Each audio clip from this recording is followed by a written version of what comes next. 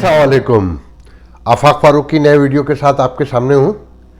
मौजू यकीनन पाकिस्तान है, मुश्तरका पार्लियामेंट का इजलास है जो वहाँ शोर मचा, एहतजाज हुआ, तकरीरें हुई और जिस तरह इस्लाहात के नाम पर नया इंतशार पैदा करने की कोशिश की गई और जिस खामोशी से पूरे मुल्क को IMF के हवाले कर दिया गया, बहुत से लोगों को मेरी राय बायस लगेगी, मगर जब वो अगर कोई बिल पढ़ेंगे जो कवानीन मंजूर हुए हैं कि वो कुलभूषण जिससे सैकड़ों लोगों का कातिल बताया जा रहा था, उसे छोड़ने के लिए, उसे माफ़ी देने के लिए, उसे बाहर निकालने के लिए जो कानून साजी की गई वो जल्द सामने आ जाएगी। तब आप लोगों को अंदाज़ा होगा कि इस मुल्क में तो हर बात ही ट्विस्ट करके बताई जाती है, पता ही नहीं चलता कि कब झूठ बोला जा रहा है, कब सच बोला जा रहा है।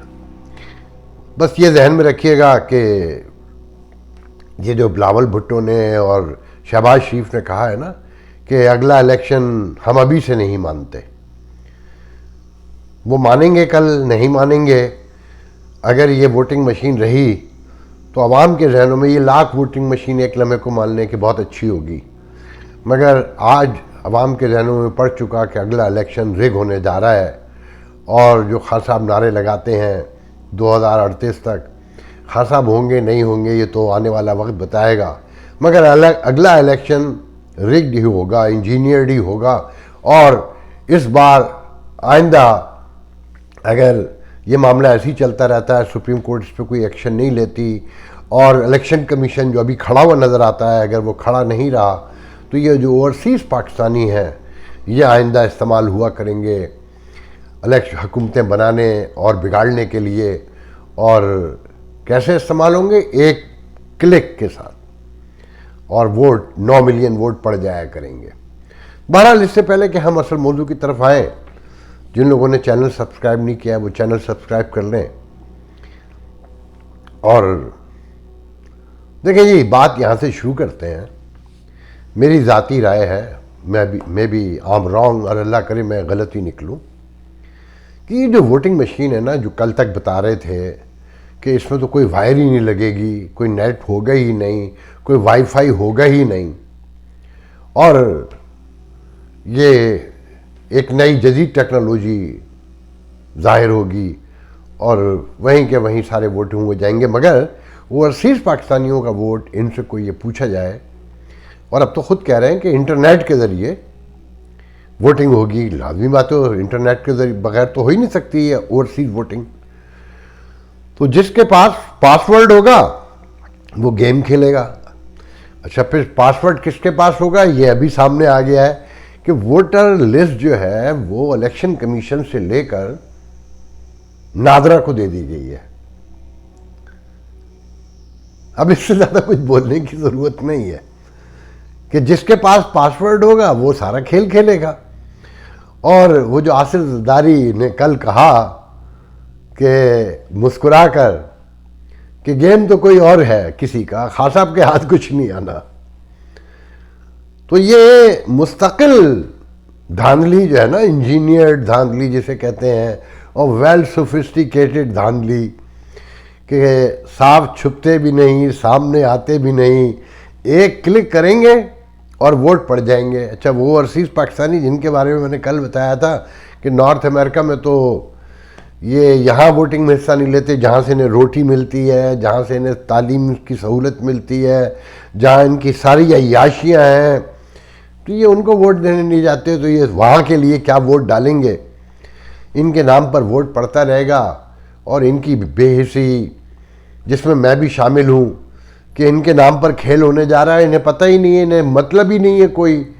किसी ने दो लोग भी कहीं जमा नहीं हुए कि इस पर बैठ के सोचते कि भाई ये हमारे नाम पे क्या होने जा रहा है, इसमें हमारी राय कहाँ है, हमारा मशवरा कहाँ है, हमारा कंसर्न कहाँ है।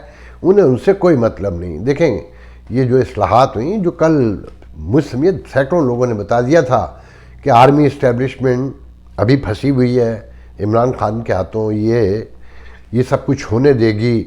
और जो उनके स्टूज हैं, काफ लीग, MQM, DGA, GDA और एक बलूचिस्तान में जो है, उन सबको कह दिया कि जी अभी आप जाकर वोट दें। اور ایم کے ایم جیسی جماعتیں بیچاریاں جن پہ رحم آتا ہے، یہ وہ بیوائیں ہیں جنہیں محلے والے پالتے ہیں. میں تو بہت کھل کے کہہ رہا ہوں، یہ وہ بیوہ ہے کہ بیچاری جسے محلے والے بھی نہیں پالتے، باہر سے آ کے لوگ پال رہے ہیں، اور یہ بول بھی نہیں سکتے. اب یہ کہہ رہے ہیں کہ جی پہلی بار یہ ہوا ہے کہ مردم شماری پہ ہماری بات مان لی گئی، حیدرآباد میں یونیورسٹی ہمیں دے دی گئی. اور ان سے کوئی پوچھے کہ اس حکومت نے تو $12.5 بلین کا 1250 ارب روپے کا پیکیج کا اعلان 1.5 سال پہلے کیا تھا، کہاں ہے وہ پیکیج؟ اس کے بعد پھر ایک 5.5-4 ارب روپے کا کیا تھا، کہاں ہے وہ پیکیج؟ تو یہ یونیورسٹی کا وعدہ اور یہ سارا، یہ بھی ایسے ہی ہوگا. کل بیسیکلی عوام، پہلے حکومت جو بڑی کامیابی کے جھنڈے دکھا رہی ہے، پھر اپوزیشن اور عوام تینوں مل کر ہارے ہیں کہ یہ خاص کر ووٹنگ مشین کے نام پہ جو ہونے جا رہا ہے وہ سب کو پتہ ہے کہ کیا ہوگا. اور پھر جب اپوزیشن نے اعلان کر دیا کہ ہم اگلے الیکشن کو ابھی سے نہیں مانتے، اور عوام کے دلوں میں یہ شبہ بیٹھ جائے کہ بے ایمانی ہوگی، چوری ہوگی. پہلے تو کہیں یہ تھا نا کہ پتہ نہیں ہو سکتا ہے شفاف الیکشن ہو جائے، مگر اب تو بہت واضح طور پہ نظر آ رہا ہے نا کہ کوئی شفاف الیکشن نہیں ہوگا، اور مستقل سیج کرنے کا پلان بنا لیا گیا ہے جمہوریت کو. اور سب سے موسٹ امپورٹنٹ بات، عام آدمی کا اس اصلاحات سے کوئی لینا دینا ہے؟ وہ تو اس وقت بھوک سے مر رہا ہے، غربت سے مر رہا ہے، بے روزگاری سے مر رہا ہے، ناخواندگی سے مر رہا ہے. اسے ووٹ کی فکر ہے. اگر اصلاحات اتنی امپورٹنٹ ہوتی تو ذوالفقار علی بھٹو پھانسی نہیں چڑھتا. اس نے اس ملک کو آئین بنا کر دیا تھا. وہ 91,000 فوجیوں کو چھڑا کر لایا تھا. اس نے ہندوستان سے زمین واگزار کروائی تھی، مگر اس اسٹیبلشمنٹ نے اسے بھی نہیں چھوڑا، اور اس عوام نے اس کا ساتھ بھی نہیں دیا تھا. اس کے ساتھ بھی نہیں کھڑے ہوئے تھے، بلکہ ان مولویوں کے کہنے پر اس کے خلاف نکلے تھے جس نے اس ملک کو متفقہ آئین دیا. تو ان معمولی سی اور ایسی اصلاحات جس پر ابھی سے قوم بکھر گئی ہے، وہ تو متفقہ آئین تھا نا. پوری اپوزیشن ساتھ تھی، عوام کا ایک سیگمنٹ ساتھ تھا، مگر اس بھٹو کو کیا انجام کیا تھا؟ یہ تو پہلے دن سے شور پڑا ہوا ہے کہ جناب چوری ہو گیا ہے. ورلڈ بینک کو، IMF کے حوالے کر دیا گیا اسٹیٹ بینک کو. میرے خیال میں ملکوں کی تاریخ میں یہ پہلا واقعہ ہے کہ اسٹیٹ بینک اپنی حکومت کو جواب دہ ہی نہیں رہا. اور کس خاموشی سے کر دیا گیا کہ اتنے بلوں میں ایک بل وہ بھی گھسیٹ دیا، کیونکہ اپوزیشن نے تو کچھ دیر کے بعد باہر ہی نکل جانا تھا احتجاج کرتے ہوئے. اور احتجاج کیا، وہ بیٹھ بھی جاتے تو کیا کر لیتے؟ نہ ان کا اپنا نمبر پورا تھا، نہ حکومت کا نمبر پورا تھا. اور میں نے کل ایک ٹویٹ کیا تھا کہ دیکھنا یہ ہے کہ باجوہ کس کروٹ بیٹھتا ہے، اور پھر انڈر بریکٹ کیا تھا کہ باجوہ کس کروٹ بیٹھتا ہے کو اس محاورے کی روشنی میں دیکھا جائے کہ اونٹ کس کروٹ بیٹھتا ہے. تو وہ آپ سب کو پتا تھا، سارے جہان کو پتا تھا کہ 20 نومبر تک مشکل میں ہے، اور اس کے بعد ابھی یہ طے نہیں ہے کہ کسے حکومت دینی ہے. نواز شریف کو دینی ہے کہ تھوک کر چاٹنا پڑے گا. اچھا، اس کے علاوہ ان کو کوئی راستہ بھی نہیں نظر آتا. قومی یکجہتی تو صرف پنجاب میں ہی نظر آتی ہے نا، باقی ان کی کسی کا کوئی لینا دینا ہی نہیں ہے. اور پنجاب میں نواز شریف ہے. اب آنے والے دن مزید انتشار پیدا کریں گے، اپوزیشن سڑکوں پر آئے گی، بھوک ننگ اور بڑھے گا، ڈالر اور بڑھے گا. بظاہر ڈالر گرا ہے، مگر آنے والے دنوں میں جتنا پولیٹیکل انتشار بڑھے گا، یاد رکھیے گا کہ اکانومی نیچے جائے گی. اس صورتحال میں سوچ لیں کہ اس حکومت نے آپ کو کیا دیا. دیکھیں، تضادات ہوتے ہیں اپوزیشن میں.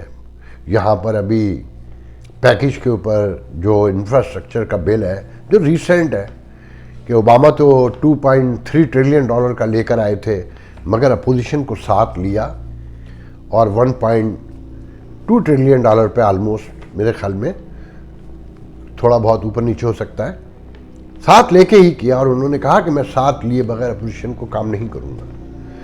پھر ماضی میں ڈونلڈ ٹرمپ جیسا ضدی آدمی جو اپنی بات کا فرم تھا، جو اس نے اپنے لوگوں سے وعدہ کیا اپنے ووٹر سے پورا کر کے دکھایا، اور ووٹ ہی سے نام پر لے کر آیا تھا، اوباما کیئر کو ختم کیا، مگر سپریم کورٹ نے مداخلت کی۔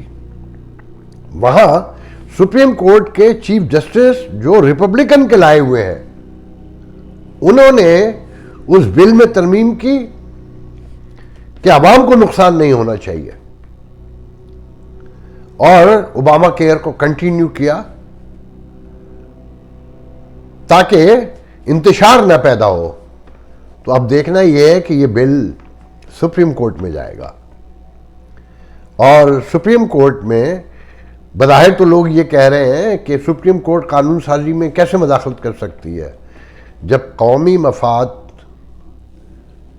سامنے آ جائے اور اسے نقصان پہنچنے کا خطرہ ہو، تو دنیا کا کوئی آئین قومی مفاد کے خلاف نہیں بن سکتا، اور کہیں اس میں ایسی کوئی شک نہیں ہوگی۔ تو میں یہ سمجھتا ہوں، میں وکیل نہیں ہوں، مگر میرا یقین کامل ہے کہ اگر سپریم کورٹ نے اسے پورے غور سے دیکھا تو وہ یقیناً اسے ٹرن ڈاؤن کرے گی یا اس میں چینجنگ کرے گی کہ الیکشن کمیشن یہ کہتا ہے کہ الیکٹرانک ووٹنگ سے اس میں 37 سنگین غلطیاں نکالی اور بتایا کہ ان کی روشنی میں دھاندلی کے 100% چانسز موجود ہیں، اور سپریم کورٹ کو یہ بھی معلوم ہے کہ یہ اختیار الیکشن کمیشن کا ہے کہ ووٹنگ کیسے ہوگی، وہ شفاف کیسے بنائی جا سکتی ہے۔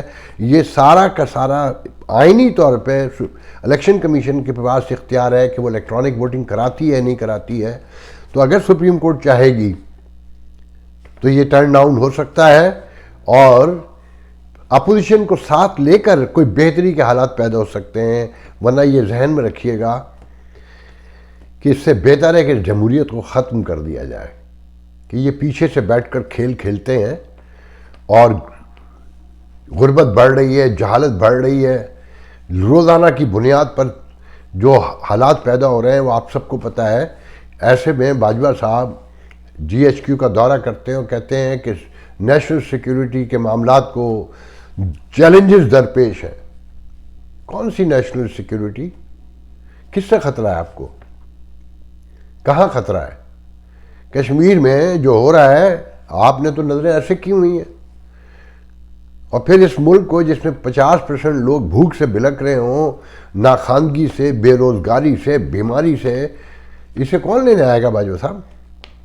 کسے ضرورت پڑی ہے کہ ان ننگے بھوکوں کو، ان منتشر لوگوں کو، ایک دوسرے کے دشمنوں کو جو اس ریاست نے ان کے اندر نفرت پیدا کر دی ہے، باہر کے دشمن سے اسے کوئی اب خطرہ نہیں ہے، اسے اپنے اندر سے خطرہ ہے۔ آپ کے ادارے سے خطرہ پیدا ہو گیا۔ مجھے کہنے دیجئے، اگر یہ فوجی بجٹ کم نہیں ہوا تو یہ غربت تو بڑی دور کی بات ہے، وہ دنگا پڑنے جا رہا ہے اس خطے میں کہ دنیا دیکھے گی۔ لوگ بھوک سے اب تنگ آ چکے ہیں۔ نیشنل سیکیورٹی کوئی کسی اب انڈیا سے اور کسی افغانستان سے اور کسی روس سے اب کوئی خطرہ نہیں ہے۔ اس ملک کو خطرہ ہے اپنے اندر سے۔ جو ٹیلی ویژن پہ DHA کے اشتہار چلا رہے ہیں کہ سپریم کورٹ میں کیس آیا ہے کہ 256 ہاؤسنگ سوسائٹیاں KPK میں بنی ہیں، مافیا، اور 150 سے زائد کے پاس تو کوئی پرمٹ ہی نہیں ہے۔ ماحولیات ختم ہوتی جا رہی ہے، لاہور دوسرے نمبر پر ہے، فیصل آباد دنیا کے گندے ترین شہروں میں شمار ہونے لگا ہے آلودگی میں، پورا پنجاب تھریڈ ماحولیات سے تھریڈ ہے، اس کو خوفناک، سب کچھ نیچے جا رہا ہے۔ تو یاد رکھیے گا، دنیا کو میں کسی کو اس خطے سے اب کوئی دلچسپی نہیں ہے، اس جغرافیے سے خاص کر جس میں پاکستان کہلاتا ہے، کوئی نیشنل سیکیورٹی تھریٹ نہیں ہے۔ یہ بند کریں میزائل بنانا، یہ بند کریں یہ دھمکیاں دینا جھوٹی، یہ قوم کو ڈرانا، یہ پہلے ہی مر گئے ہیں، تقریباً ختم پر ہیں اب یہ، انہیں اور کتنا ماریں گے؟ مسلسل تو مار رہے ہیں۔ گزشتہ 40-30 سال سے تو آپ اپنے ہی لوگوں سے لڑ رہے ہیں نا، کبھی طالبان کے نام پہ لڑتے ہیں، کبھی دہشت گردی کے نام پہ لڑتے ہیں، کبھی کسی نام پہ لڑتے ہیں، کبھی شیعہ سنی کے نام پہ لڑتے ہیں۔ کتنے دکھ اٹھائے گی یہ قوم؟ آپ نے اور آپ کے ادارے نے، آپ کی پالیسیوں نے، آپ کے قبضے نے اس کو انجام تک تقریباً تو پہنچا دیا ہے۔ آپ کہتے ہیں کہ دہشت گردی سے آپ نے انتہائی مضبوطی سے نپٹا ہے، تو کر کے دکھا دیں ایک جلوس بغیر ٹیلی فون بند کیے، بغیر نیٹ بند کیے، کس سے جھوٹ بول رہے ہیں؟ یہ سب کچھ کل آپ کے بچوں کے سامنے بھی آئے گا. یہ عام آدمی کو تو ابھی آ رہا ہے، کل آپ کے سامنے بھی آئے گا. تو بند کریں پلیز، اگر ممکن ہو سکے تو، نہیں تو پھر آخری انجام کے لیے بھی تیار رہیں.